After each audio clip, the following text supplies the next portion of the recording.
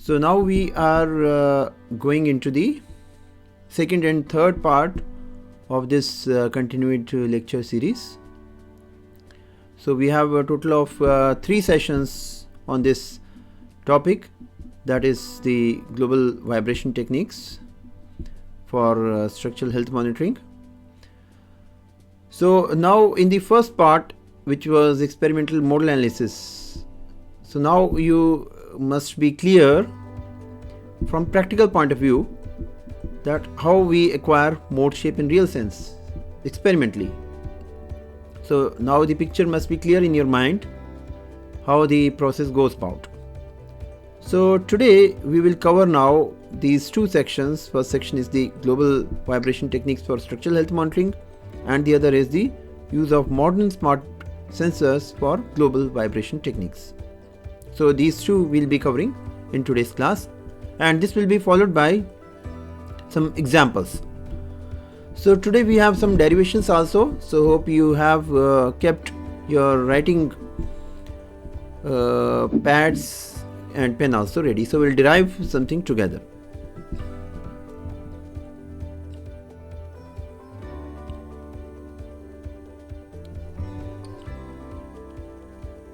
So today we'll see the practical application, that you have the theoretical idea that you can make use of the change in stiffness, damping or related stuff for damage detection. But how this is done in practice? So we'll just make use of what we have derived, like we have learned how to experimentally obtain the frequency response functions, and from the frequency response functions we can obtain the corresponding mode shape. If the frequency response function is displacement based, then what we get is the displacement mode shape. If they are the strain or the curvature, then essentially we obtain strain or curvature mode shapes. So we are discussing some of the methods.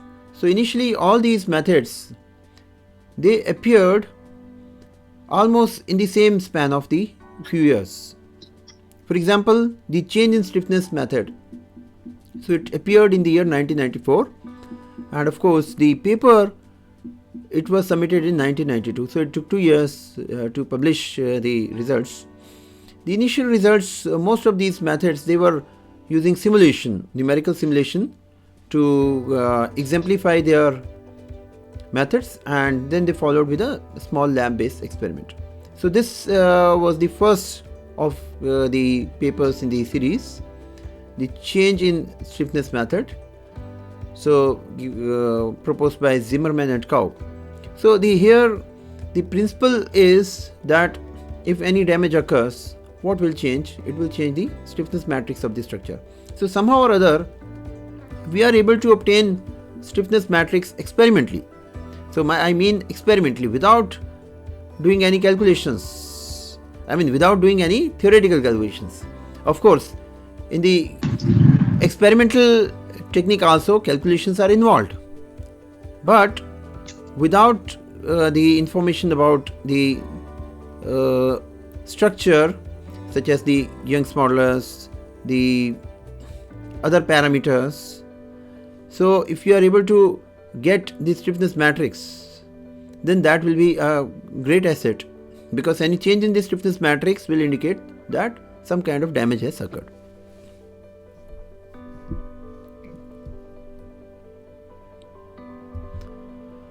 So basically here the stiffness matrix is basically derived from the measured natural frequencies and the mode shapes of the structure. So you all know how we obtain the natural frequencies and the mode shapes by now, and in the forthcoming lab sessions you will be doing some experiments also. Also this time we have planned that we'll conduct some field studies. Earlier we had been going to the field, to the site, as a site visit, but this time we also have planned that we'll go to site on a bridge and we'll obtain these measurements on the spot. So that is also planned this time. So basically, if we are able to derive the natural frequencies and the mode shapes, then we should be able to derive stiffness matrix. So this is how stiffness matrix can be obtained from the mode shapes and the natural frequencies. So now, how do we obtain this? How we are getting this expression? Basically, we are getting this expression based on the eigen vector base analysis. So very simple equation is there. So we'll first together derive the equation. All you have to do is a little bit of mathematical jugglery, and you will be able to express the stiffness matrix, entire stiffness matrix, in terms of the mass normalized mode shape matrix, the eigen frequency matrix, the model stiffness matrix, and the mass matrix. Okay, so this is what is basically required for obtaining the stiffness matrix.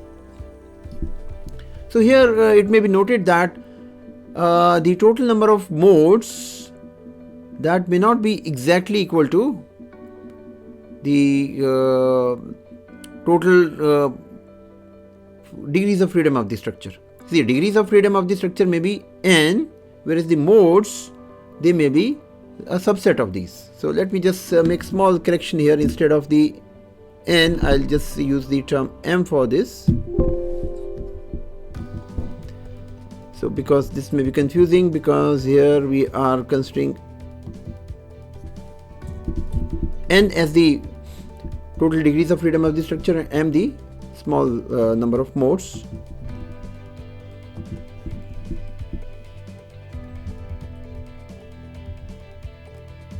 So basically we are working on the premise that we are able to obtain first few mode shapes. So m is the total number of modes considered. Let's say you are considering first 3 modes or maybe first 5 modes. So m is basically a very small number. N on the other hand is the total degrees of freedom of the structure. So let's derive this. So all we need to do is, let's say we have a very simple structure. Let's say we have chosen a beam, and let's say it has n degrees of freedom. Alright, and in the beginning, for the sake of derivation only, let's assume that we are able to obtain all the n mode shapes. In the end, we'll make relaxation, but let's say in the beginning, just for doing the derivations, because the derivations, they involve some operations, some matrix operations which require the matrix to be square.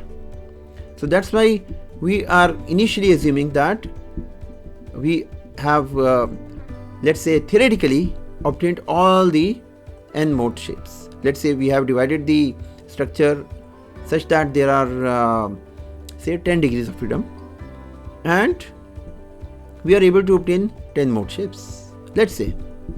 So that is the premise we are basing our derivation into. So now we begin with the eigenvalue problem. So if we have any mode, then we can write the eigenvalue problem like this. Let me just change to my pen. Yeah. So this is the eigenvalue problem. You are very much familiar. And this term, if the matrix, if the eigenvectors are not mass normalized, then this will have a value. If they are mass normalized, then this will be equal to unity. Alright, so that's how we do mass normalization of the eigenvector. So let's say in the beginning we say that the eigenvectors, they are not mass normalized. So that's why when we are doing this multiplication, transpose of the eigenvector, pre-multiplying with the mass matrix and post-multiplying with the eigenvector itself, then we are getting some value which is different from unity. So this is the ith model mass. Alright. So now, can we write this equation, this entire set of equation, because we have degrees of freedom n, and if we have, let's say theoretically, if we have all the n mode shapes available with us, then we can write the complete eigenvalue problem in a matrix form. So you can all just be with me that we can define the entire mode shape matrix now, that all the mode shape vectors, they are basically the columns from 1 to n. So if we assume this nomenclature, and now we are denoting this matrix like this, then we should be able to write the entire eigenvalue problem like this.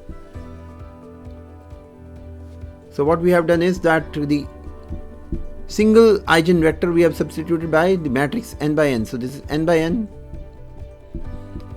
So transpose is also n by n because the matrix is a square matrix. And what is this? This is basically the diagonal matrix consisting of all the square of the eigenfrequencies, omega 1 square, omega 2 square, and like this, and rest of the terms, they are zeros. And what is m? M is the mass matrix of the structure. So here also what we are doing the lumped mass approach. So all the masses, they are lumped at the specific discretized points, and we are just arranging all the masses in a diagonal form. So m1, m2, etc., etc. And if we are considering just a single beam structure, so except the ends, all other values will be identical because the tributary area base mass lumping will be there. Alright, so now this matrix, all these left hand side and the right hand side, they are n by n matrix. So what we have to do is we are obtaining all these parameters on the right hand side. On the right hand side, m is an estimation because we have the geometry of the structure. So m matrix we can create. The other matrices, the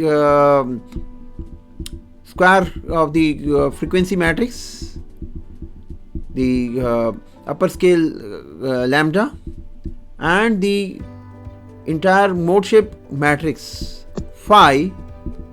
So these are all obtained experimentally because we have obtained the natural frequencies and we have obtained the mode shapes. So right now we are assuming that at our disposal we have all the n mode shapes. Okay, later on we'll do the relaxation. Alright, so I'm just erasing this out because we have to fill other areas.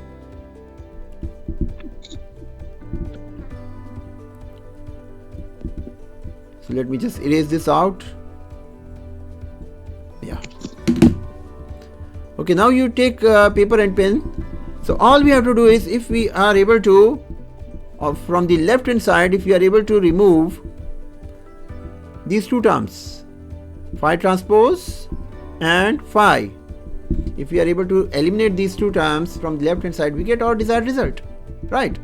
We want to obtain stiffness matrix without itself doing the techniques, the assembly techniques which we had learned in our earlier course, CVL 756, that is the direct stiffness approach.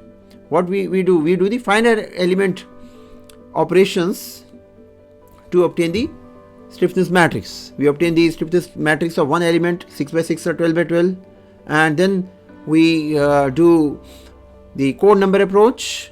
We relate the degrees of freedom of the particular element with the structural degrees of freedom, and we transfer the elements to those locations. So we know that procedure. That procedure is computational, it's theoretical, but what we want is, we want this matrix experimental. So we have on the right hand side all the data that is obtained experimentally except the mass. Mass we have done the estimation, all other matrices on the right hand side, they are experimental. So if we are able to eliminate out phi transpose and phi, then we get the desired result. So how to do that? So we have very simple approach. What we'll do, we'll first multiply both the sides by inverse of phi transpose. Inverse is possible because this is a square matrix. And we'll post multiply both the sides by the inverse of the phi. Okay, that's what we do. So you keep your paper and pen ready so that you also do the operation. So this is our model stiffness matrix, diagonal omega square. So now this matrix is basically the diagonal mass matrix, and we denote it by this expression MP, the model mass matrix. So we have this expression now, because what we have done, we have replaced this matrix, this operation. Just hold on, my computer is just hanging, just bear with me because my slides are a bit, yeah. So this, I hope my pen is visible to you. My pen is visible? Yes, sir. Okay. Sir, MP means phi transpose M into phi. Exactly. This is your MP matrix. Alright. Okay, sir. Thank you. This we have replaced by MP because this is also kind of a model mass matrix. See, this is the actual mass matrix, and this we call as the model mass matrix because it's also a reflection of the mass. But it gives us It is not mass normalized. No, right now not mass normalized. Right now not. Okay. We will do that. We'll bring that also. Okay. Right now it's not mass normalized. If it's mass normalized, then what will be the value of MP? It will be an identity matrix. Okay. If it's mass normalized. Right now we are deriving in general. Okay, so what we do, as we have learnt, our approach is that we pre-multiply both sides by the inverse of phi transpose. So we have chosen it that we'll pre-multiply both the sides by this, and we'll then post-multiply both sides by the inverse of phi. Then what will happen, that on the left hand side we'll have K matrix left. So that is our strategy. So now can you do this operation? So we have pre-multiplied by this. Okay, so this we have inserted both sides, we are inserting, and then we are post-multiplying by this. Alright. So this we have artificially done. So what this will do, on the left hand side we will get only K. Right? Are you all with me? So on left hand side we are left with K. But what is there on the right hand side? On the right hand side we have many terms and we have to account for them. So on the right hand side we have introduced two new terms. One is the inverse of this model matrix, and other is the inverse of the transpose of this model matrix. So these two we have to find some corresponding expressions. So that's what now we'll be doing in the next slides. So till now, any doubt? So my suggestion is that you keep writing these expressions what we are displaying on the board on your notebooks. That will be easy. So shall we go further? Yes, sir. Okay, so first step will be that we have to find out an expression for this term. We have to find expression for this term. Any idea how we can find expression for this term?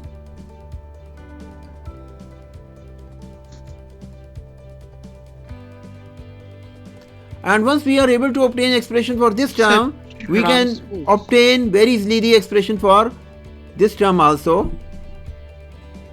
I am using the hashtag for this and star for this.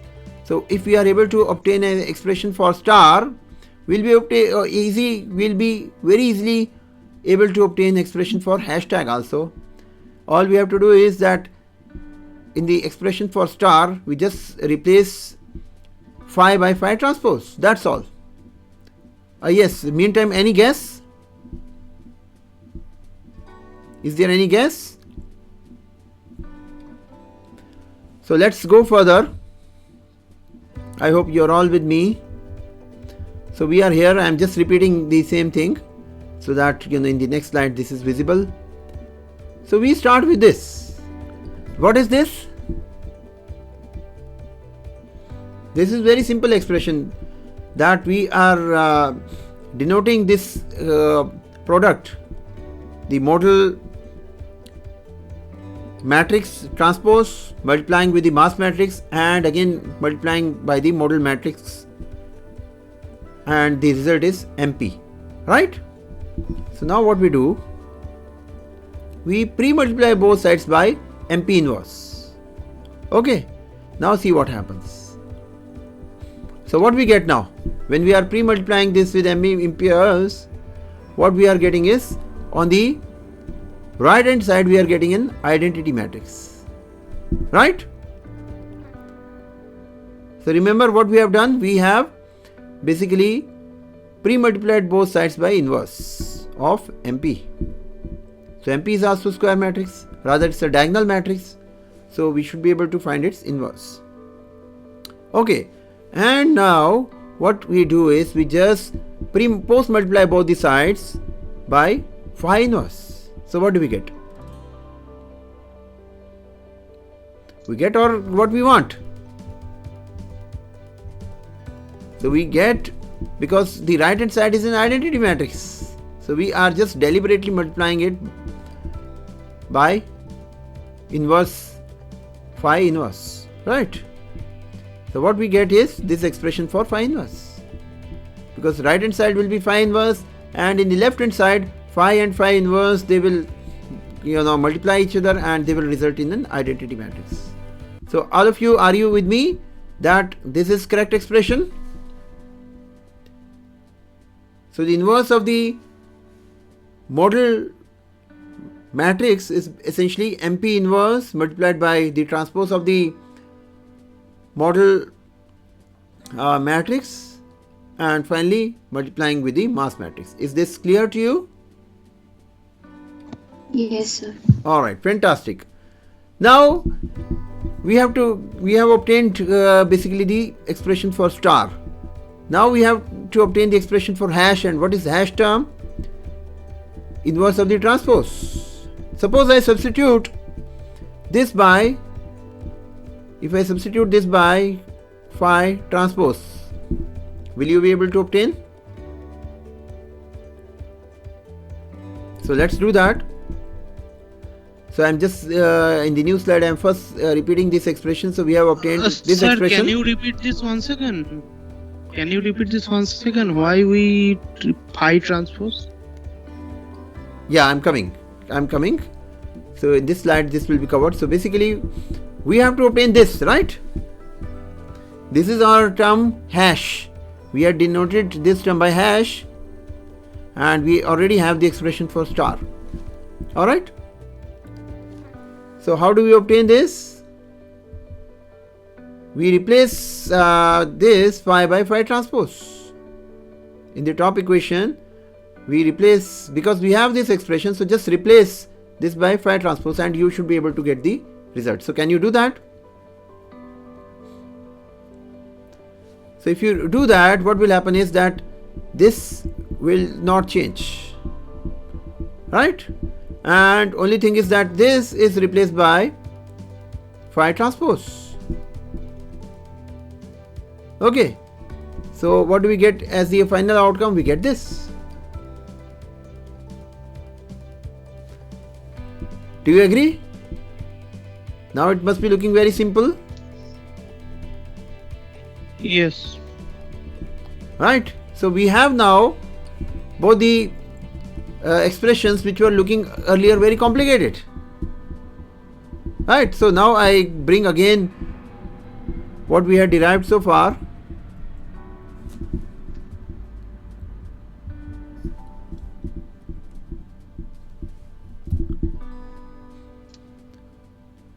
Okay, but before that, suppose our vectors or mode shape vectors, if they were mass normalized, then what would be the implication? What would be implication in that case if they are mass normalized? we'll get much simpler expressions, right?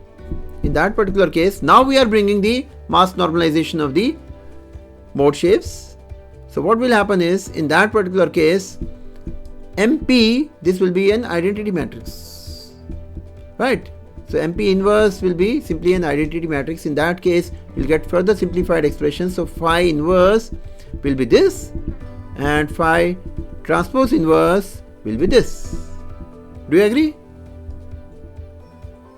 Do you agree with this? Much simpler expressions? Yes, sir. Yes, sir. Yes, sir. Alright. Okay, so we can go further. Now we have to just substitute these in our original expression. So I'm just what you do, you just write down these expressions we have derived. Expression for phi inverse and expression for phi transpose inverse. Write down somewhere, and I'll now project with the where we had left the original equation.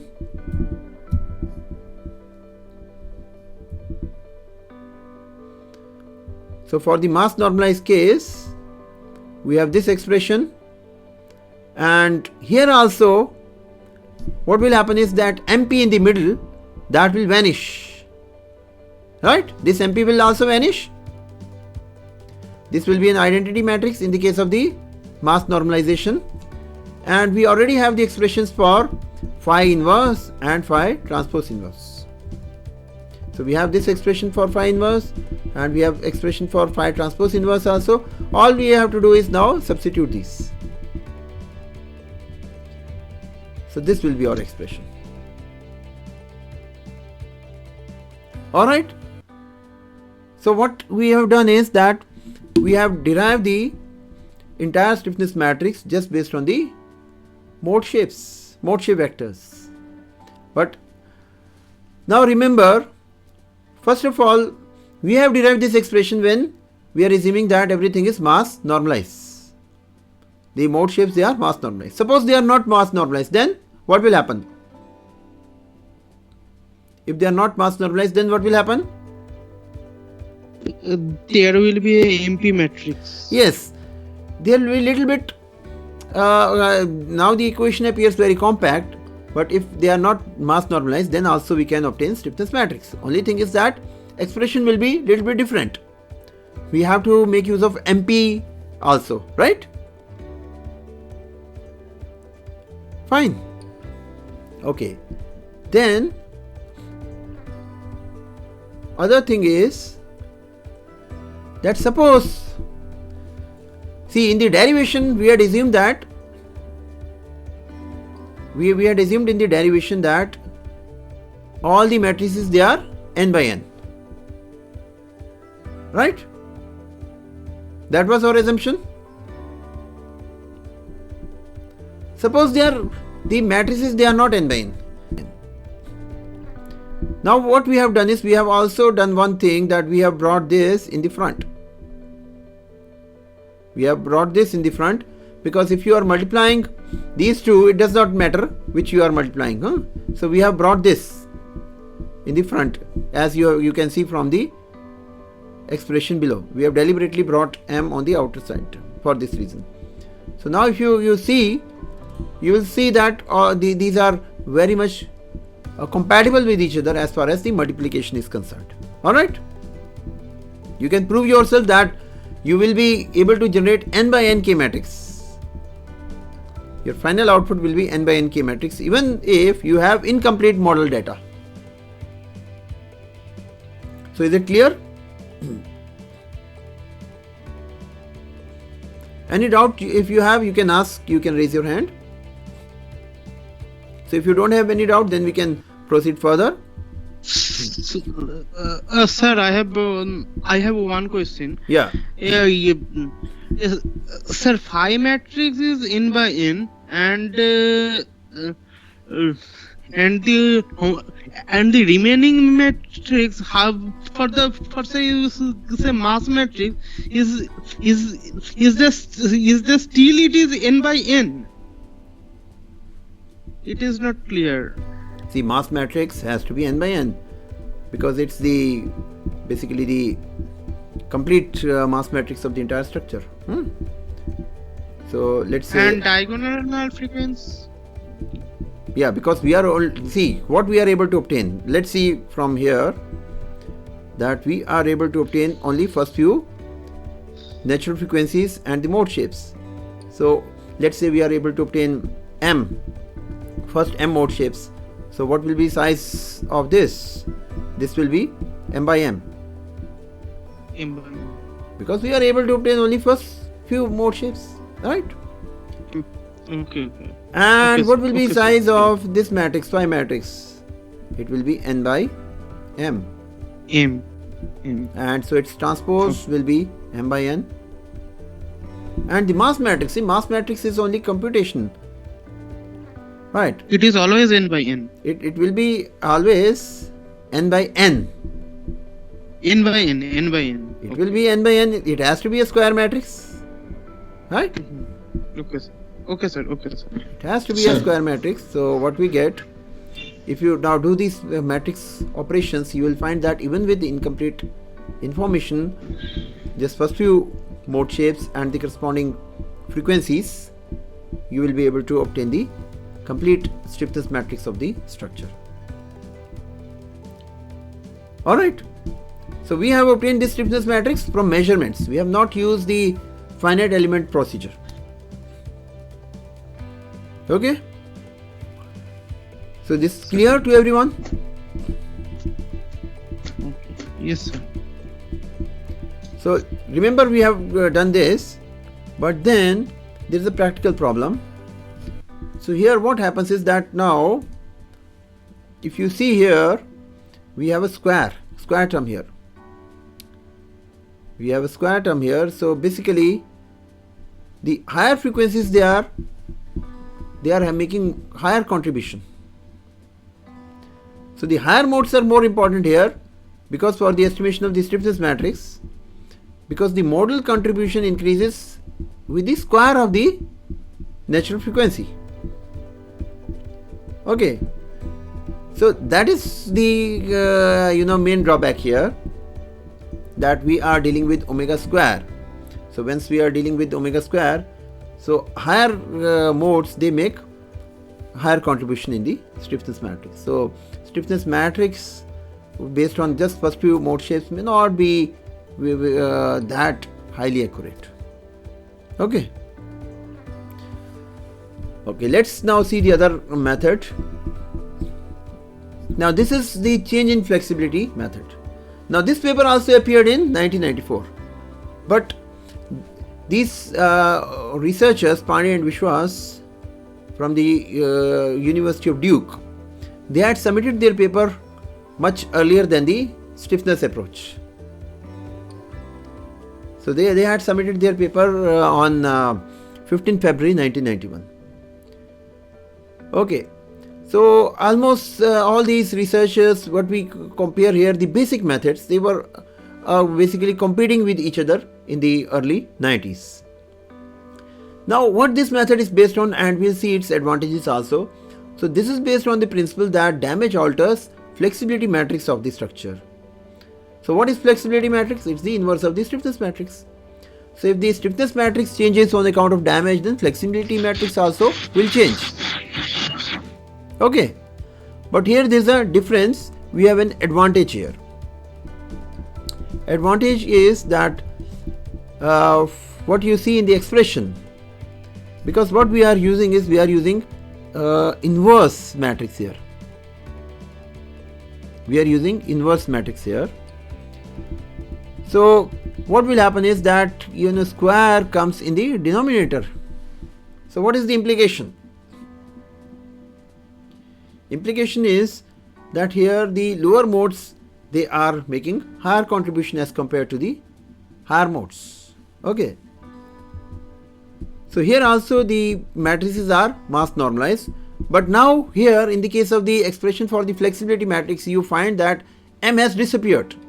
The model, not the model, but the mass matrix is no longer coming here in the picture, right? Do you see the mass matrix here? It's no longer coming. So we have the expression for K. We had this expression. So all you have to do is you just do inverse of both the sides, then you should be able to get this above expression for the flexibility matrix. Okay, so this is your homework, you can do on your own. But now let's see the implication. So implication is that here the flexibility matrix, it's proportional to the inverse of the square. So therefore here the convergence is very fast. So it rapidly converges with increasing frequencies. Just first few mode shapes, they are sufficient to give an accurate estimation of the flexibility matrix. So it is definitely having an edge over the stiffness matrix method. Alright. So any doubt till now? So we have covered the stiffness approach and the flexibility approach.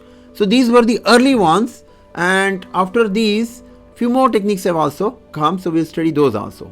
But if you have any doubt till now, you let me know. So here now they are showing, they first showed by numerical example that if there is a damage, they just use a numerical beam and showed that suppose a damage occurs, then flexibility will change, and the change in the flexibility term will be maximum near the actual location of the damage. So it creates this kind of structure. So if the damage was here, there will be maxima at this point, and if the damage was here, node number 16, then maxima will be here. So this helps in locating the damage. But they were dealing with a single damage only, not multiple damage scenario, a single damage scenario. Alright. Now there is another method by the same researchers, Pandey, Vishwas, and one more. So this is basically based on change in mode shape curvature method. So let's see how this is different. So basically, if you recall from Euler-Bernoulli's theory, we know that the curvature is related to basically inverse of the flexural rigidity EI, right? We are using this expression everywhere, that we have the curvature equal to the bending moment divided by EI, and curvature is also given by this expression. You know that if you have a beam and if there is a variation of the strain, say here at the top we have compression strain epsilon 1 and bottom we have the tensile strain epsilon 2, then basically what is curvature? Curvature is basically this angle phi is the curvature. So the strain diagram gives us the curvature, slope of the strain diagram gives us the curvature. So this is basically the curvature. Now what happens is that curvature mode shape is basically the second derivative of the displacement mode shape. Like you have obtained the displacement mode shape. So how do you obtain displacement mode shape? By using accelerometer and using hammer, impact hammer. So you will be able to get the displacement mode shape. Or you can use shaker. Then if what you do, you acquire the mode shape with very close space locations, your points 1 to 3, instead of 1 to 3 you have, let's say, 100 points, so that the entire beam is divided into 100 measurement points, and then you obtain the displacement mode shape. It will be very fine tuned. It will be, if we say in terms of the it's just like in the finite element we use the term fine mesh. So similarly we have experimentally obtained here with a very fine sort of refined coordinates. Now you obtain just a derivative of this. So what will be the derivative? The first derivative of the displacement mode shape will be your slope. It will be slope mode shape, and then the second derivative will be curvature mode shape. Okay, so that's how we obtain curvature mode shape. So a reduction in the stiffness is generally associated with damage, and what it will do, it will appear as an increase in the curvature. So not just the absolute curvature will increase at that location, but also the curvature mode shape will undergo large change near the damage location, because curvature is something, it's very directly related to damage, unlike the displacement, because displacement is something which is not directly linked to damage. But here you see the expression itself, the curvature is basically inversely proportional to the EI. So if there is any reduction in the EI, what will happen at that particular location? Curvature will show a jump, it will increase. So here the method is very simple. We obtain the pre and the post damage displacement mode shapes, and once we have that, then we obtain basically the curvature mode shapes. We do differentiation. So once we have the mode shapes, the displacement mode shapes, we do first derivative and then we do the second derivative, and we use this second derivative as the curvature mode shape. So the differences in the pre and the post curvature mode shapes, they are maximum in the vicinity of the damaged region. So it's computationally simpler as compared to the change in stiffness method and change in flexibility method, because we don't have to derive the entire stiffness matrix or the entire flexibility matrix by those operations. So it works very well in this context, the change in curvature mode shape matrix. Now if we are using piezo sensors, what the piezo sensors measure? Piezo sensors, they don't measure displacement, they measure the strain. So if you have a simpler arrangement, as we'll show in the coming slides, with your piezos bonded on the top and the bottom, and we are able to obtain the dynamic strains both at the top and the bottom, then we can very easily obtain the curvature mode shape. So this I am just repeating, I had shown you this arrangement earlier also. So what we have done is we have bonded piezo on the top of the beam and another on the bottom of the beam. Alright. So what will happen is that if the top is in compression, then bottom will be in tension and vice versa. So what will happen is that the top piezo, it will be under compression and the bottom piezo will be under tension and vice versa. So what will happen, the polarity of the voltage will be accordingly different. So here what we do, we connect the bottom terminals of both the piezos in this fashion. So what will happen, this connection, it forms this kind of a battery. Two cells, they are combined in series and they are combined in such a way that the voltages, they are additive in nature, right? But if you connect in the other way, that we are connecting from the bottom side or the underside of the top with the exterior side of the bottom one, then we will not get this result. Then what will happen, the net voltage will be will have cancelling effect. Okay. So in this particular arrangement, if we are obtaining the voltage, that voltage is basically proportional to curvature, because what is curvature? Curvature is giving us basically this angle is defined as the curvature, the slope of the strain diagram, and this is what we are obtaining from the voltage output. So voltage output is giving us the sum of the top and the bottom strains. All we have to do is just divide by both sides by the distance d, and this will give us curvature in 2 cents. Okay, so if we are using piezo sensors, then we can obtain curvature mode shape directly.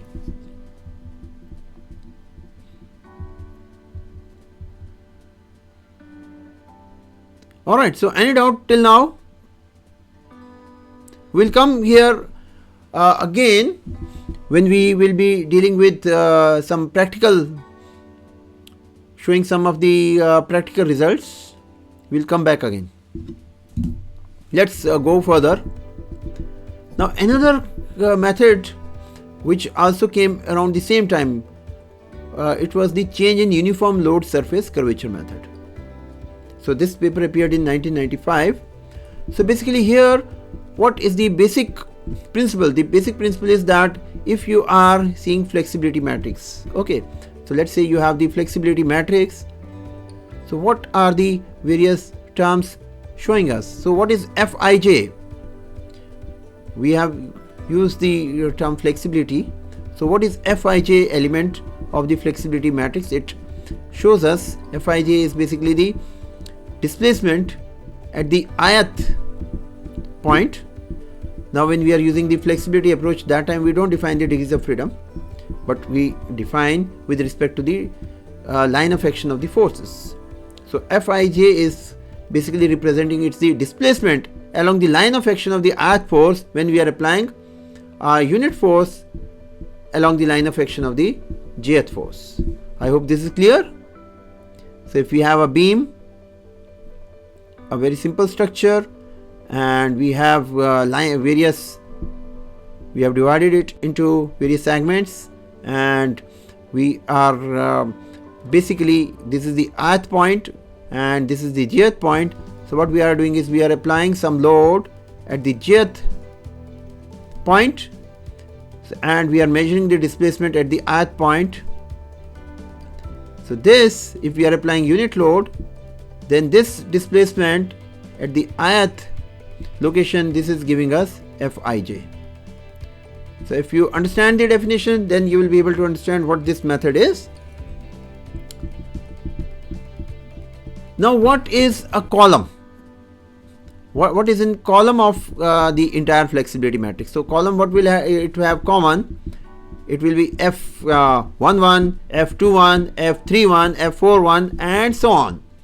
So the J is common. Let's say J is 1. So everywhere we have F11, F21, F31. So basically what it signifies that we are applying load at point number 1.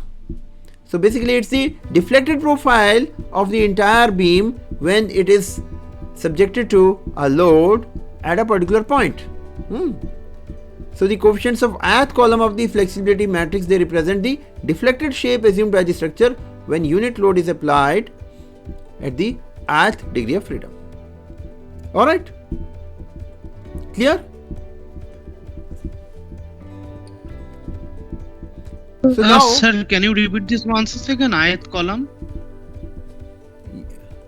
Okay, so you understood this thing, that what is the flexibility matrix? Yes. Now what is the first column of the flexibility matrix?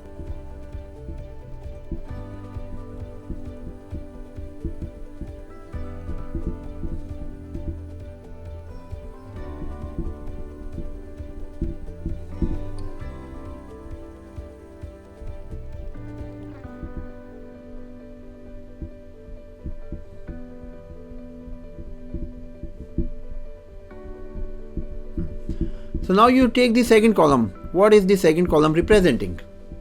It's basically representing the F12 is representing the displacement here at this point, F22 is representing the displacement at this point, and F32 is representing displacement at this point. But what is the point of application of the load here? 2. So here we have 2, and let's say this is I. So can we generalize this statement that the coefficients of the ith column of the flexibility matrix, they are basically the deflected shape assumed by the structure under a unit load applied at the ith degree of freedom? Do you agree? Yes, sir. Yes. We have used the example of I equal to 2, and then we generalize replacing 2 by I. Clear? Okay. So let me just erase this before we go further. Okay, sir. Thank you, sir. So I hope it's clear to everyone. Yes, sir. Yes, sir. Because now we will be going fast because we were deliberately going slow. All right.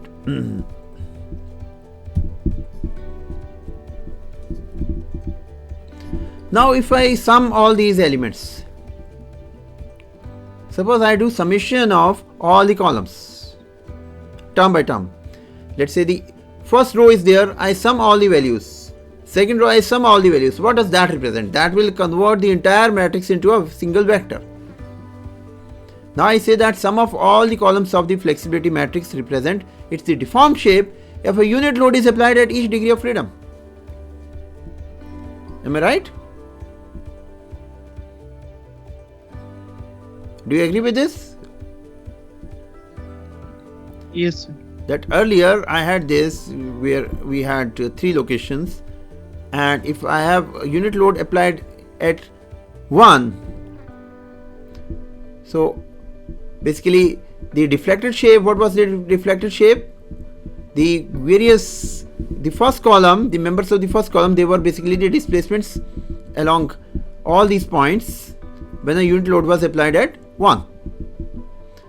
Similarly, the second column is basically the deflected shape when a unit load is applied along at 2, and then the third column is the deflected shape when a unit load is applied at 0.3. Now if I sum all these, that will imply that a unit load is applied at all these 3 points,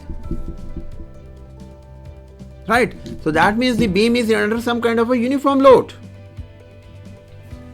Okay, so this term is used here. So basically curvature of the uniform load surface. So we call this term as the uniform load surface. So uniform load surface means that we are assuming the beam to be uniformly loaded. So that gives us a sort of flexibility matrix in the form of a single vector. Otherwise flexibility matrix is n by n. We can definitely obtain the flexibility matrix, but this is simpler.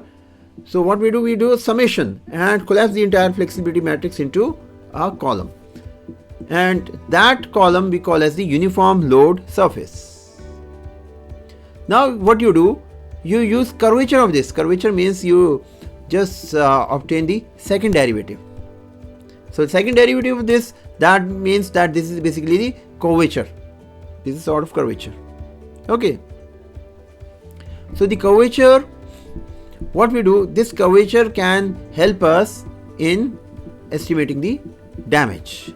So all we have to do is just find out the difference in the curvature of this uniform load surface, and this also tells us the location of the damage. So damage can be very easily identified as the element with the highest value of the change. So this method computationally it uses the flexibility matrix. So this is clear? Okay, let's go further. Sir, I have one question here. Yes. Sir, in case of pre-damage structure, in that means we have some data before damage. Yes. We must have some data. Exactly. Okay. Exactly. Without And that data after you cannot do. After See, all damage these methods, they are based that pre-damage value you have the stiffness matrix, you have the post damage value of the stiffness matrix, or the flexibility matrix, or the curvature, or the uniform load surface curvature. Okay, sir. Now we are discussing the damage index method. So this also came in 1994. Now in the span of just 4 or 5 years, all these methods they were coming out. Now here the basis is not now on simply the mode shape, directly mode shape, but these are making use of the strain energy. So what is strain energy? Strain energy we know. This is basically if you have the stress and the strains, and if you do this volume integration, that gives us the total strain energy stored in the system, right? And for the case of the beam, for a beam, and if the flexure is the dominant, if we have the flexure is dominant, then you can derive this expression, because in that particular case what will happen is that you can substitute the expression for the stress and the strain, and you will be able to derive this expression for the strain energy in the case of flexure. Now what is modal strain energy? Just replace the displacement by the mode shape. So if you replace the displacement by the mode shape, what expression we get? So that expression is also sort of an expression of energy, and that we call as the modal strain energy. So this method, damage index method, is based on modal strain energy. Okay, so we just see how it works. So basically, in this method, there is a definition that beta is defined as an index, beta. That's why the term used is damage index method, because it uses a damage index. And this damage index also has two subscripts, I and j.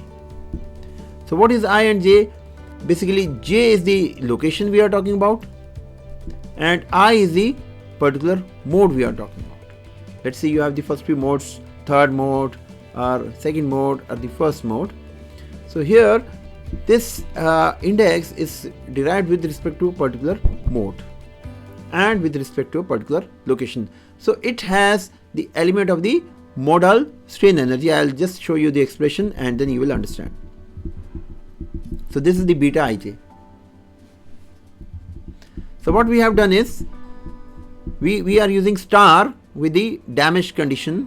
We have the parameters for the damage structure, and we also have the parameters for the original structure. So now you see the numerator is this term is corresponding to the post damage structure, and we have in the denominator this term corresponding to the post damage structure. So we have basically this term, these two terms, they are forming, giving us a value, and we are dividing these by the pre-damage values. And what we have done is we have basically square of the mode shape, and square of the mode shape we are doing integration. We are doing integration in two parts. One part is that along the entire length we are doing the integration, and we are also doing integration a small segment. And what is this segment? Basically, let's say we are defining a structure. We are defining the structure like this, and we have divided into a number of segments. So first integration we are doing from 0 to L. So L is the total length of the beam, and the second integration we are doing from A to B. So let's say here we have the value A, and here we have the value x equal to B. So in this particular segment, in this particular element, we are working out this integration. The first part we are doing this. So that's why it is very specific. It basically identifies with respect to a particular location, a particular segment. So it does the integration for the particular segment and also for the entire structure. So both the terms, they are inherent here in the expression. So what now you can make the comparison. What we have done is that the strain energy is there. So on the same lines we have worked out the modal strain energy. So this technique has an advantage that it has a specific criteria. It looks for whether a damage has occurred at a particular location or not. So it's very location specific. And also it is mode specific. For each mode we have to obtain the damage index beta ij. So here I is the particular mode and j is the particular location or the particular segment.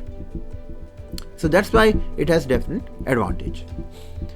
So these techniques, they came in the early 90s, and the journals, they were flooded with number of techniques.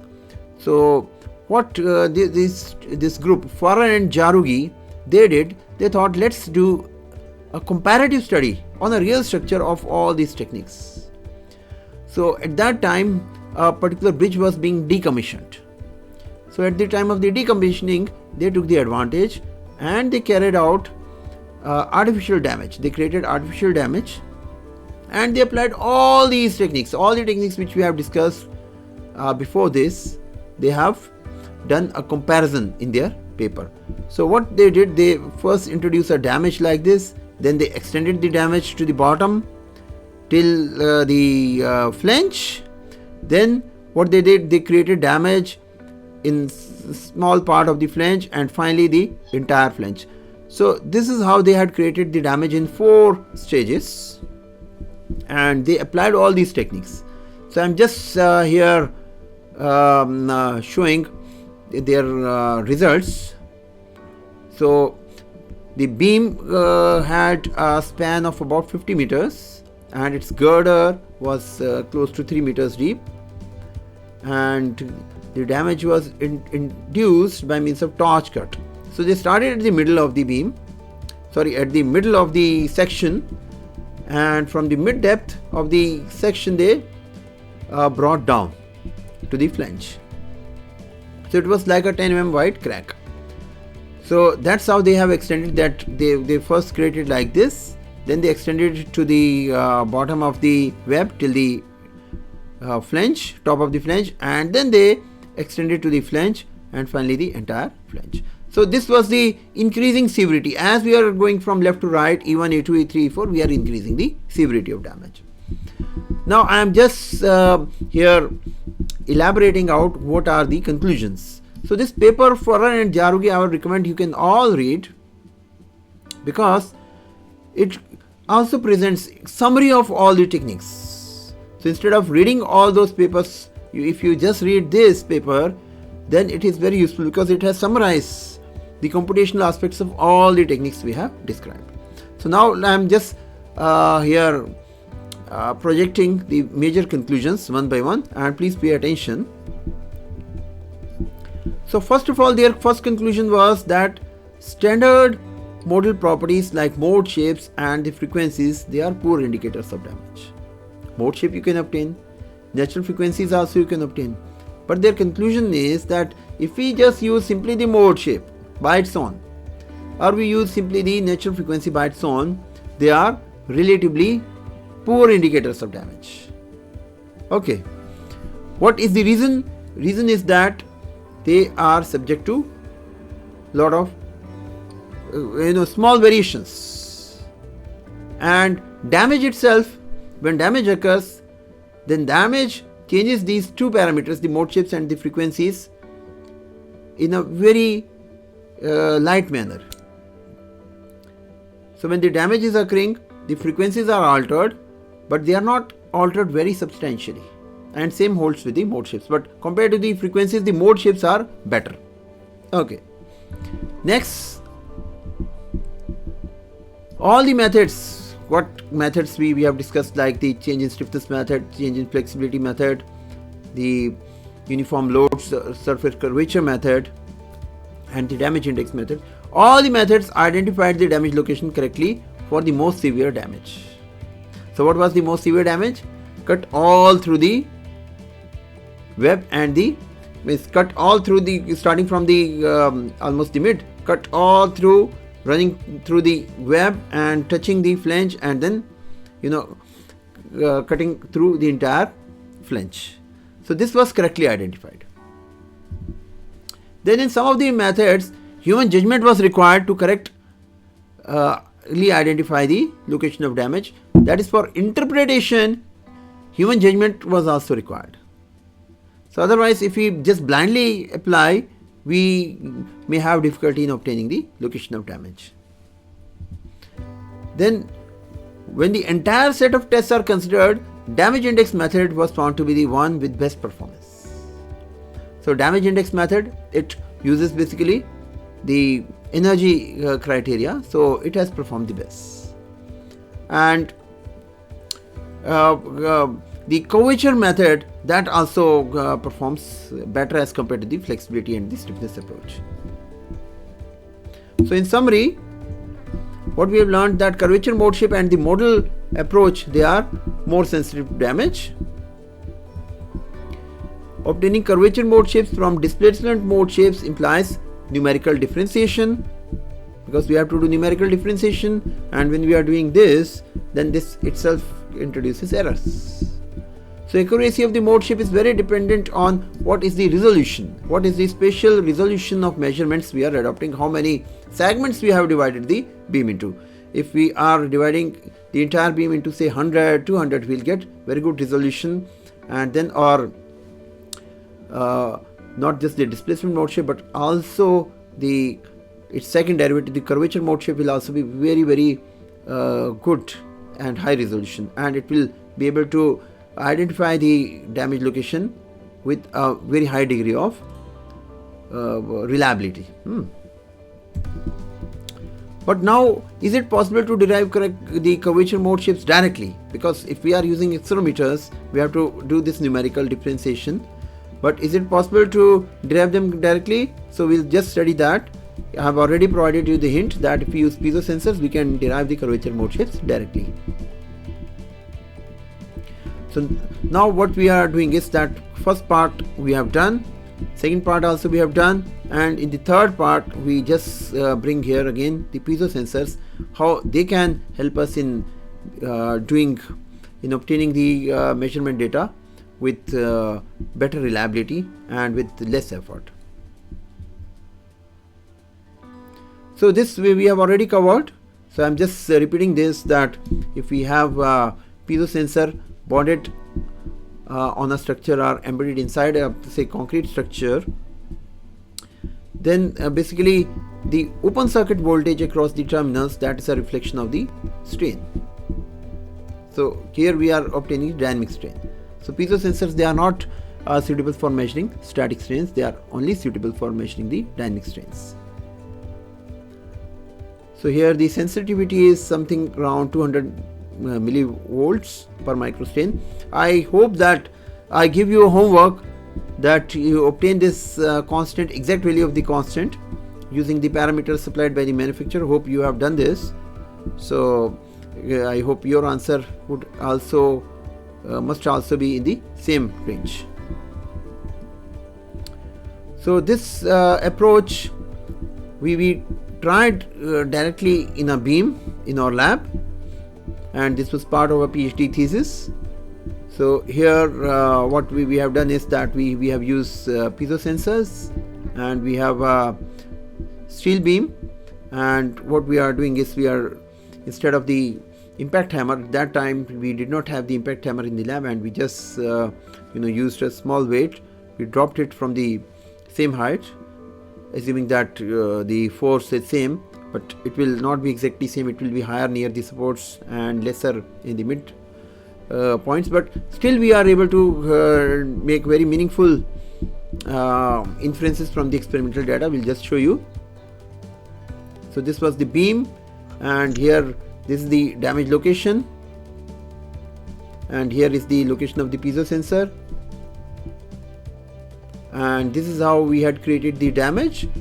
So first we had created at the top. We started with the top, the flange we started by drilling holes and multiple holes, then cutting half of the flange, then the full flange, and then going to the bottom in the web, and then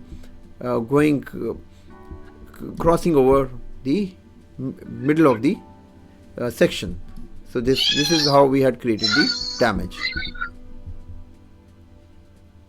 So I am just describing the procedure. The beam was divided into 12 nodes, and the sensor response was measured.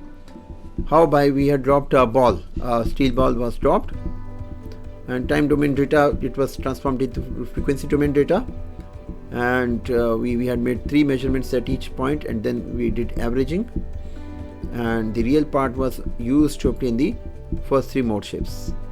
So now we just first compare the frequencies. So frequencies, if you see in the beginning, when we have the small damage means in the form of the holes, you find here the first and the second frequencies, they are not changing much. First frequency, for example, even when the damage is there, like here this is the undamaged, and then we have the damage, and the damage, it's not changing at all, because these frequencies, they also are subjected to statistical variation. When you do a measurement, your measurement will have some variation. So the order of the change on account of the statistical variation is of the same order as we encounter when damage occurs, because damage also changes, but in the beginning, incipient damage or small damage, it changes the natural frequencies very slightly, especially the first few modes. So second mode and third mode, we are seeing some difference, but third natural frequency is a bit difficult to obtain. So first the first few natural frequencies you can definitely obtain, but the corresponding mode shapes are much more difficult. So frequencies you can obtain several natural frequencies you can very easily obtain, but the corresponding mode shapes, first mode shape you will be able to successfully obtain with less effort, but as we go up, the effort and the human judgment, that also increases. So they are poor indicators in the beginning. But now the curvature mode shape, which is obtained from the piezo patches, now even after the first three damage scenarios, we are seeing some change. We can see that something is happening here at this location. So this is the damage location, and as we now increase the severity of damage, we definitely see something happening. But then what happens is that there is still a doubt that whether this is the damage location or this is the damage location, because at both the places we are seeing some change in the curvature, but it will be clearer as we increase the damage severity. Now you see here, as we have increased the damage severity, state 4 onwards, we are getting a very clear cut answer that yes, this is the damage location. Of course, this is a single damage location, so it must be this. But then we are seeing some variation in other parts also, like here also we are seeing some variation. But then this is showing us a very clear cut picture that at this point some major damage is happening. Of course, our measurements at that point, our systems were not that reliable. We did not have the exact measurement of the force with us, so there were some inaccuracies involved. But then still we are getting something meaningful. And this is the second mode shape. So here, sir, what are the other variation? Can you repeat this? Which variation you are talking about? Sir, in previous slide, the damage location variation we can see, but in the other location there is some variation where you have marked this location. Why is it happen? Can you repeat this? That's what I am saying, that there are some you can say these are like false locations, but then we knew that there was a single damage location, and because there was an actual experiment, we had done single damage, so this information was with us. So based on that, we can very easily pinpoint with human judgment that this is the actual location of damage. But we were observing something here also, and the possible reason could be that we did not have very accurate measurement system at that point. We were not able to measure the force at that point of time. So some of the inaccuracies may be there. Okay. So this is the second mode shape. So here also we are seeing change, and this is the third mode shape. So third mode shape and the second mode shape bit difficult. And then what we have done is we have find out the difference of the curvatures before and after. Now we see that this is maximum wear. So this maxima, it defines us that this is the damage location. Okay. So damage location is basically the point where we have the maximum variation in the curvature. So right now we are dealing with the single damage scenario, single damage. Okay, we'll come to the multiple damage scenarios also. And now to estimate the severity, so severity we use again the energy based approach for obtaining the severity of the damage.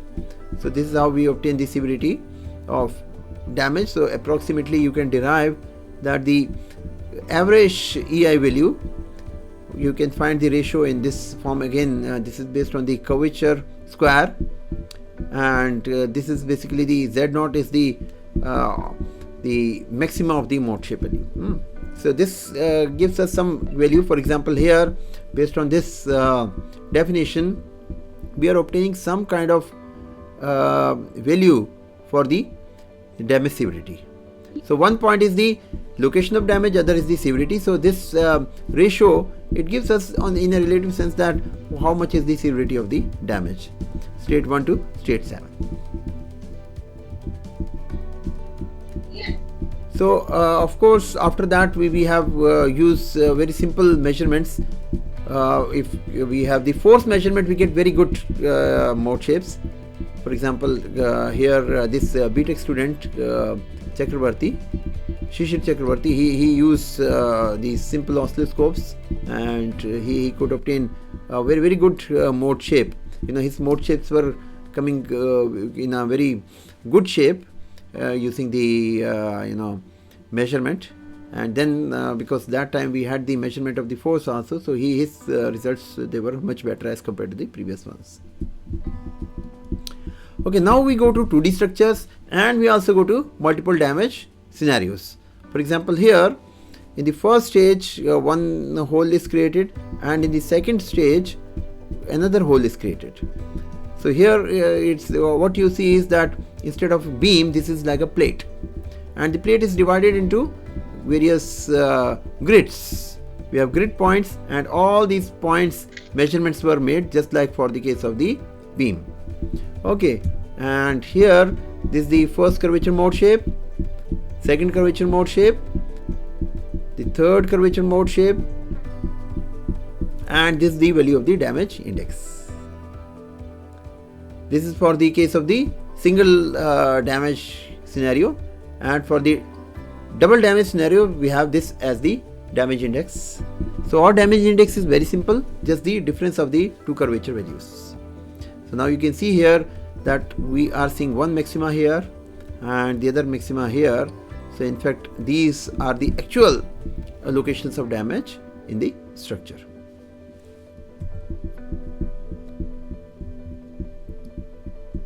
So we repeated this again, and this thesis in fact I'll give you for reading. So here also essentially this was divided into various again grids, and the piezo's are located here. So total of 15 piezo's are there, and basically now what we have done is that because we want to identify not the node, we want to identify the element. So what we have done is that for the 11th element, let's say we define the damage index as the average. We find out the damage index at the nodes, and then what we do for obtaining the damage index of an element, we find out what are the nodes surrounding the element, the 4 nodes, and we do a summation of the damage indices of those nodes. So that gives us it shifts focus from the node based damage location to element based damage location. Very simple thing, not any complicated. And this results also I'll show you. So here we have the pre-damage. So all these now the values, they are based not on the nodes but they are based on the elements. So we have basically used the elements, and based on the element we are able to correctly identify the location of the damage. So in fact this data I have with me, and in the next class I'll share this data. First what I'll do, I'll show this data. I have some MATLAB programs also made by those students, and we'll run it, and then we'll share this data to you also, so that you can also try in MATLAB by yourself, and you will also get some experience with this data. Alright, so in conclusion, what we have learned today is that the surface bounded piezo patches, they can obtain curvature mode shapes directly, because curvature mode shapes, if we have, we can use them as modal strain energy also. Either we can use them as curvature mode shapes, or we can again employ the square. So that will be the energy, it is proportional to the modal strain energy. So here the main point is that instead of the accelerometers, we are just using your simple and low cost piezo sensors to obtain the curvature mode shapes. Otherwise if you are using accelerometers, it will be tough, it involves a differentiation. So in fact the experimental undamaged and the damaged mode shapes, they can be directly utilized, and here we don't need to do a finite element modeling of the structure, so that's not needed. And damage detection, location and severity all can be done, but one thing is unanswered, and that was pointed out by Aniket also. When the damage is small, that time we have confusion. We have confusion with respect to the natural frequencies. The natural frequencies, we find they are changing in very small values. That can be on account of just statistical variation, or we may have some we are plotting the curvature and we are seeing, we are not, if we don't use human judgment, we may think that there are multiple damage locations or the wrong damage locations, so that's also possible. So this is possible when the damage is small, but once the damage level is very high, then the natural frequencies are also changing. In that case the mode shapes, they are also changing, and then the curvature is also giving us the proper answer. But then what should we do in the case of the incipient damage? That will be we'll be covering in the next part of the course. Alright, so I would suggest that you can read these. So if you are able to read, say, Pandey and Vishwas, Pandey and Vishwas will be a bit difficult, but if you read just Farah and Jarugi, because it covers all others. So if you are able to read the paper of Farah and Jarugi, you will have very good exposure to all the terminology and the various methods we have discussed today. But of course, this reading is supplementary only, it's not compulsory. If you want higher knowledge, go deeply, then you read them. Alright, so I am just ending here, and then we can have some discussion and question answers, and after that we'll also solve some problems, because this is our last class before the minor exam. So we'll do some discuss some examples also.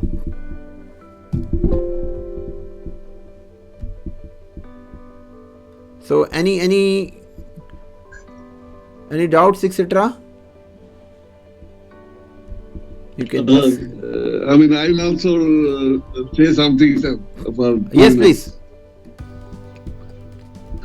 I mean, shall I start before the students ask? Let's first take one or two questions. Okay. And any questions? Sir, I have one question. Yes. Sir, when we measure the curvature using piezo patch, we have to fix piezo both top and bottom of the beam, correct? See, it really depends. You can also do with the top also. See, if your beam is, for example, I-beam, and it's a steel beam. So steel top and bottom does not make difference. In the case of the RCC beam, the neutral axis shifting is there. But in the case of the I section or a symmetric section, a bisymmetrical section, what will happen? In a bisymmetrical section, neutral axis will always be at the midpoint. Right? It will always be at midpoint, even if the beam enters into the plastic region. So then we don't need to. But if your section is not bisymmetric, or if it's a reinforced concrete, then we need definitely to. If we measuring the strain with piezo patch, then we have need only one piezo patch, maybe either top or bottom, correct? Yes. Okay, sir. Thank you, sir. But there is one catch here which I have not covered. That if you are, like last time we had discussed, that you can obtain mode shape either by one column of the frequency response function matrix, or a row of the frequency response function matrix, right?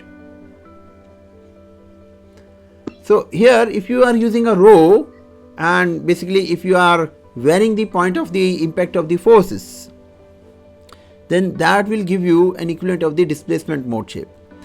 So you have to, in order to obtain the strain mode shape in a perfect sense, you have to hit at one point and obtain measurements at all the piezos. Okay, that is there. But even if you are using a column, then also this method works and it gives you a good damage location. But from the point of the theory, basically the strain mode shape, when you are talking of the strain mode shape, true strain mode shape will be when you are doing the experiment in such a way that you are obtaining a column. Okay, this is a small point I just wanted to point, but from the point of view of the damage you will definitely get. Okay, sir. Thank you, sir. Okay, so we I think no more questions. Then we invite Dr. Dhawan. So Dr. Dhawan, now our plan is that you will help us in Yes, taking the I class mean, to the today, signature bridge. In the signature I bridge, mean, hopefully we can we'll go we further, can sir. I visit mean, the signature bridge, and hopefully we can visit their health monitoring before system. we start, And this I is mean, one thing, and other thing is that if we can arrange something like the students, they can come, like 7 students are now attending the class in the physical sense. So if we can perform the experiment, because now after 2 or 3 more lab sessions they will know how to obtain the mode shape. They will have some experimental exposure and also experimental knowledge. So if we can find some bridge where the students, they can do field measurements. So in that case, what will happen, 7 students who are already coming, they will be there, and few more students from the NCR region, they can also join. And maybe if we have 10 or 12 students, we can have a sort of a measurement, real field measurement. So we need your help in that also. what I would suggest the bridge near IIT, which our earlier friends have used that and made use of. So I think let us take that bridge itself. Okay. That would be very near to this. Okay. And then who is the executive engineer? I can talk to him and get the permission for it. Okay, that will be very nice of you. The students have to find out who is the executive engineer in charge of this maintenance of this bridge. Yeah. And then since this bridge is nearer to the IIT campus where everybody can walk even. All right. And then we have used that bridge earlier at 2-3 occasions. Okay. So I think let's do that. Okay. And then if the weather permits, before the session, we can go and show them the signature bridge also. Fantastic. So we'll need your help for the visit of the signature bridge also. We'll need your help. No problem, man. Only thing is, both the things are, is not the help. I would love to help them, but only thing is, here, this COVID thing, let it subsidize, and then we can go even to the signature bridge. I know the Yadav is there, who is in charge. I can talk to him and see that. But then, at the moment, we cannot go. Yes. But this bridge, I think in another 2-3 weeks' time, things will subside. From 28th, probably our physical classes will start. So, here, somewhere in March, depending on the convenience, so these students can go and put piece of patch and see the difference. The only thing is, somebody should find out who is the executive in charge of the maintenance and his telephone number. All right. That's all. Okay, I think that will be not very difficult for them, and everyone knows Dr. Dhawan, so he is the former ADG. Should not be difficult. Yes, yes. But even we can take them. See, now this session may go till May. Yeah. Right? So if the weather conditions are this COVID thing there, we can take them even for half a day to the signature bridge. Where they can see the bridge and then they have put strain gauges and other sensors. I don't know what they are doing, but that also will ask. But then Okay. they can have a physical feel that they have put signatures at various places. I mean, and then what they have been doing of that. And also we can find out that have they got any base signature and the subsequent who is doing that. I mean, further things. But then they will have a clear picture of that there is a print printed on one spot. Yes. So that type of bridge also they will be able to see in detail. Yeah. Those two things are possible. Yeah. Both things are possible. Okay. Yes, Now, we are not in hurry. We will do this in March. Yes. Around Holi, maybe before Holi. Here, I'm not going. I am not going out of Delhi. See, Yeah. I mean, if the things improve in March, third week or anything. Yeah. But then before that, let them find out. I will talk to the person or telephone. Yeah. And then we'll fix a program and here they can walk. But then we were to go there, things are improved further till April ending. We can and then we put some but they're doing with that. So both things are possible. Now, thirdly, my question to you today. Hello? Hello? My voice is audible? Yes, you are audible. Please Yes, sir, we continue. can hear you. Please continue. Today's good lecture, whether we are using accelerometer as sensor or piezo as sensor. But my question is that how to define the incipient damage? Whether it would be 1 mm thick wide or 2 mm thick wide or 3 mm thick wide. Because see, in this, whatever we have done till today, it would be difficult to find the incipient damage by the process which we have explained today by use of accelerometer or piezometer. But then location-wise, of course, you have said that we can find the location of the damage. But then whether the damage is incipient or heavy damage. So can we have any definition by standards? What is incipient damage? That is my question.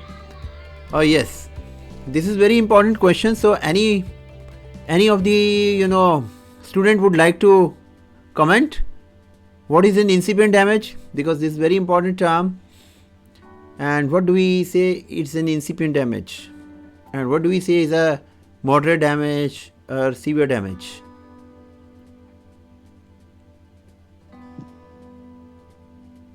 So basically incipient damage means it's a very small damage, and if incipient damage occurs, it does not affect the serviceability of the structure. The structure's performance is not affected. So if incipient damage is there, let's say small crack is there, so we are not seeing anything with regard to the natural frequency and the mode shape, and the performance of the structure is not altered. But then the only danger is that once a damage is there, then it can very easily grow.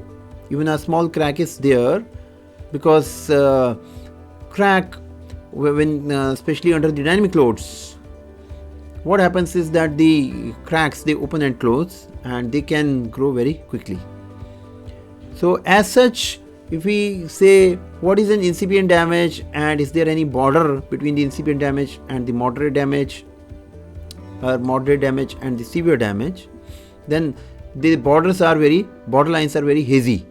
For example, you must have seen in the experiment of Farrar and Jarugi, they have done a torch cut of the small segment of the web, and they say that it's a incipient damage because they started with the middle of the web. So middle of the web, there is hardly any flexural stress. It's only the shear stress over there, and that too, the shear stress is concentrated near the ends. So if you are cutting something, the web, and that too in the middle, so it is a sort of incipient damage because it does not affect the performance. But then when they cut further and when they move till the bottom of the flange, now they have a very important segment of the web cut, so that they have classified as the moderate damage. And then when the flange is also involved, that they have said that it's a severe damage. So the definition is basically hazy definition, but incipient damage, we should understand that damage which does not affect the performance of the structure or its strength, or in any way it is not detrimental to the structure. So that we say is an incipient damage.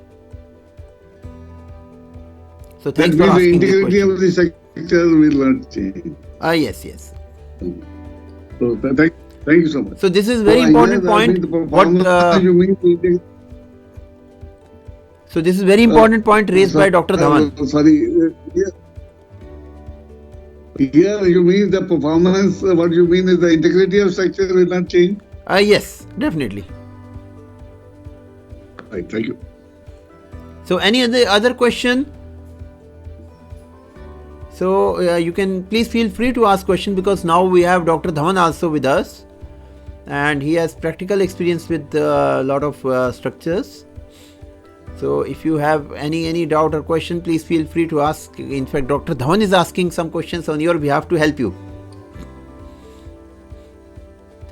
In fact, my observation to them, they should remember later on in their future life that any structure that they are going to do health monitoring, they must see the undamaged structure and put the signature, and because the base signature is a must. Yes. For anything, whether they are doing anything in the lab or the field. So here also I did the thing, so undamaged thing, we must take the base signature. And then the base signature, we will compare the other things and find out where is the variation, and then the location and the type of damage subsequently will be able to. So the most important thing here, whether they are doing anything in the field or in the lab, they must take the base signature of that means the undamaged structure element or any structure. So this is what I would just say, that they should keep that in mind, because now health monitoring thing will move, and by the time they go and practice, so they should take care that the base signature is a very important thing. And then subsequently signature till the service line. How they will do, subsequently they will all that by passage of time, through wireless or through any other process. But that base signature is a very, very, very important thing that they must not forget. Yes. Thank you. Yes, so this is very important point highlighted by Dr. Dhawan, because you are all going to be in the future taking up the positions of responsibility.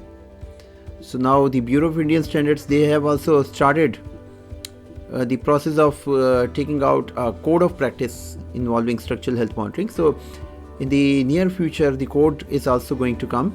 I'm part of that committee. So already now, for example, the code for tall buildings, there's a new code for tall buildings, and that mandates that if the building has a height above a certain value, then it should be monitored. The building must be monitored, and they have specified what has to be recorded. Acceleration has to be recorded for such tall buildings. So if you, for example, see the code for the tall buildings, so I hope you can all download the code from the website of the Library of IIT Delhi, as 16700 2017 version. So it's applicable to buildings which have height between 50 meter and 250 meter, right, Dr. Dhawan? It is relevant for buildings between 50 Yes. meters and 250 meters, right? Yes. 50 to 250, Yeah. and then code is 16700. Ah, yes. Yes, so that code, if you see, it has a provision that tall buildings, I am not remembering exactly after what height, they must be instrumented. So similarly, now once the structural health monitoring code comes out, then it will make mandatory that certain buildings and certain bridges, they must be instrumented. See, after I have some, Yeah. I have some information about Bhuj earthquake in 2001. What they have done in the Gujarat, Ahmedabad itself, they have done the base isolation of one of the hospitals. And so, I mean, there are many things how we do the remedies. So the base isolation are putting the active dampers or passive dampers or hybrid dampers. They are also part of the system. So if we can see that earthquake energy can be absorbed by this process, then the renal signature can take care of the dead load time. So I mean that thing also subsequently they should know. Yeah. Yes, definitely. So it has a lot of applications, and hope we will be able to go. Two visits are planned. One is in the signature bridge, because they have a structural health monitoring system in operation. So hopefully we'll be able to visit that. The chief engineer is Mr. Yadav, so he's a friend of Dr. Dhawan. And the other thing is the conduct of the experiment. So for that purpose, as Dr. Dhawan pointed out, we'll need the help of some of you. You have to find out who is the concerned executive engineer, and then we'll arrange some kind of permission so that we can perform experiment over there. So earlier what we used to do, we used to go together. Let's say all 30 are there, we used to hire a common bus, and then we used to go to the signature bridge and then come back as a single unit. But that won't be possible this time. So we'll just announce that whoever wants to go, they can come on their own, and then there won't be any gathering or meeting point at IIT Delhi. Even if some of you are staying in IIT Delhi, you will not meet here. We'll all go to the site independently, and then we'll also come back independently. Okay.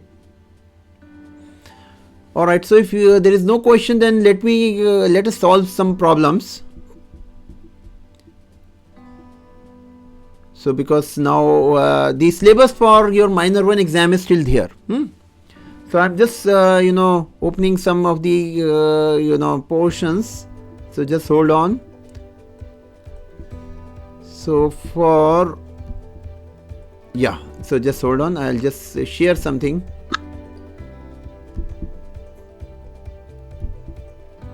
So are you able to see my screen now?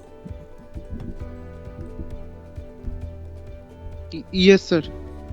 Alright, so this is part of the material which I have given for the first few lectures, the sensor systems. So you must read this document fully, and you will find some things which are not covered in the lecture. Those are extra things. For example, the thermal compensation, that part is also covered here. That if, for example, the coefficient of thermal expansion, they are different, and which happens in most cases. The coefficient of thermal expansion of the sensor and the coefficient of thermal expansion of the component, if they are different, then we have to have a thermal composition. So please read this part, so how it is to be done. We have to eliminate out the spurious strain in this particular case. So this spurious strain has to be compensated in both the vibrating wire strain gauge and the electrical strain gauge. Okay, this is one thing. So I hope you will read this, and that will be clear. And I'll just we'll just discuss one or two questions. So I'm just sharing projecting one of the older question papers. So is my screen visible?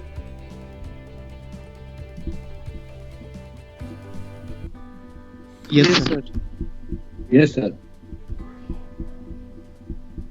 Okay. So now let's you see here question number 4. Let's all try to do it. So I hope you have the paper and pen, and let's try to do it. At least the analysis of the question. So a PZT patch of size 5 mm by 5 mm by 0.2 mm acts as a sensor attached to the midpoint of a steel beam with section modulus 36.6 centimeter square. So basically this is a beam and piezo patch is attached. What bending moment shall be required to generate a potential difference of 1 volt across the PZT sensor? So can anyone attempt to do this?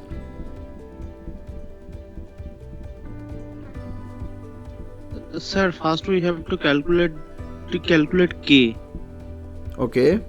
And So what is K? And from that, K is equal to D31 into H into dynamic Young modulus by electrical permittivity. Okay. All right.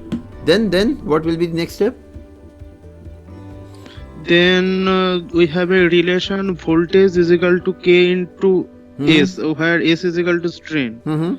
And we can calculate strain from this equation, and if we multiply this strain with the modulus of elasticity, we can get the stress, and with this stress, if we multiply with the section modulus, we can get the bending moment. Okay, so has everyone understood what Aniket was telling? Have you understood? So basically I am just drawing here. So I hope my screen is visible to everyone. Yes, sir. Yes, sir. Okay, so I'm just drawing here something. If the things are not yet clear, so basically we have here, let me use the draw. Yeah. So we have here this beam. It's an I section.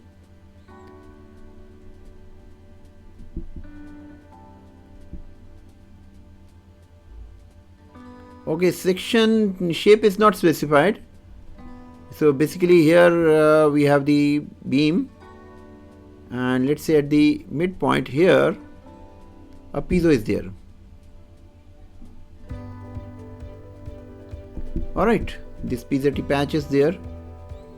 So basically what bending moment shall be required to generate a potential difference of 1 volt? Okay, so bending moment is asked. So basically we know this equation, that your strain and the voltage, they are related. That voltage across the piezo, they are related as D31 into the Young's modulus and into H, the thickness, divided by epsilon 33.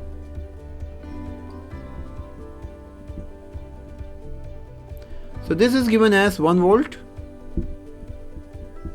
So basically if you substitute the values, these values are given to you. Now ideally it should be the dynamic values. Okay, ideally they should be dynamic values, but here for the estimation of the strain, even if you use static values, it does not make much difference. The dynamic values, they make difference in the EMI technique, but here even if you are just using the static values which are supplied to you, they are also enough. Okay, so you input all these values, and for 1 volt you will be able to find how much is the strain. Alright, and once you have the strain with you, then what next? You have to find how much is the bending moment. So basically we all know that your stress, which is Young's modulus, now this is not Young's modulus of the piezo, it's basically Young's modulus of the beam. So that's why I'm using the subscript. So this is basically the strain times the Young's modulus, and this is basically we know from the Euler beam theory that is equal to m by z. Alright, so we have the Young's modulus of the beam. We have already calculated the strength from this step, and the section modulus is also given, so you should be able to find out how much is this bending moment. Alright, I hope this is clear to everyone. Sir, I have one question here. Yeah. When I try to calculate this sensitivity K, this K value should be lie in the range of 200 millivolt per microstrain. But when I going to calculate, it is coming around a range in the range of 200 millivolt per strain, not microstrain. There is a 10 to the 10 cube times as a difference. I don't know why it is coming. I think you have missed out some power of the 10. Do again, huh? And yes, there will be a difference here, because here the thickness of the piezo which we have given is 2, so it will not be 200, it may be around 120 something. So I suggest that you repeat the calculation. Okay, sir. Alright. So just cross check your calculations, and every one of you do that, and that will be good. Okay, so another question I'll just project. Now I'm just closing this and I'll project another one. So now this question, let's say question number 2 here. So a vibrating wire strain gauge of length 10 cm is instrumented on a pre-stressed concrete bridge undergoing both load induced strain as well as temperature fluctuation. So first of all, here we are talking about static measurement, not dynamic measurement. Okay, so we have this pre-stressed girder, and here vibrating wire strain gauge is embedded, and it's instrumented. It may be embedded or it may be on the top, does not matter. It may be say instrumented at the top or the bottom. So let's say is here the vibrating wire strain gauge is there, and its length is 10 cm of the wire. So now this is having temperature fluctuations as well as the loads. So loads are also acting.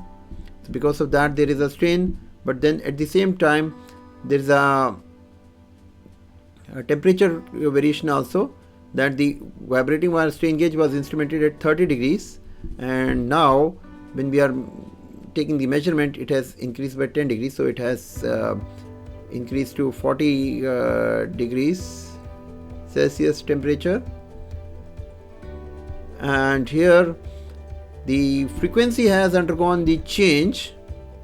So earlier the frequency was 1000 Hertz, and now the frequency which is measured is 1030 Hertz, 30 Hertz change. So we know that there is some loading, but at the same time there is a temperature rise also. So the coefficient of thermal expansion of the steel and the concrete. So concrete,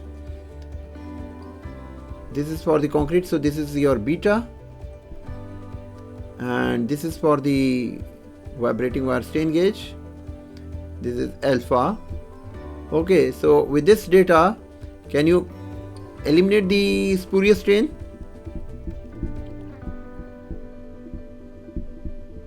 Beta minus alpha into delta T. Yes. So what will be the value here? So first of all, Delta spurious T will strain, be 40 minus 30. delta S spurious, so that is equal to beta minus alpha into delta T. So what value are you getting? This has to be subtracted. Is it positive or negative?